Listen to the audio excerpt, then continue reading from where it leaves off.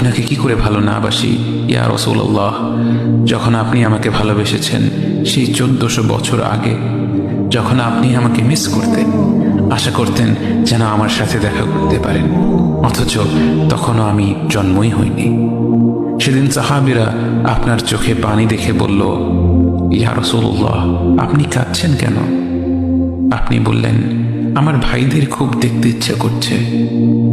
সাহাবীরা বললেন, আমরা কি আপনার ভাই নই ইয়া রাসূলুল্লাহ? আপনি বললেন, না, তোমরা আমার সাহাবী। আমার ভাই হলো তারা যারা আমার পরে আসবে এবং আমাকে কখনো না দেখেও তারা আমাকে বিশ্বাস করবে।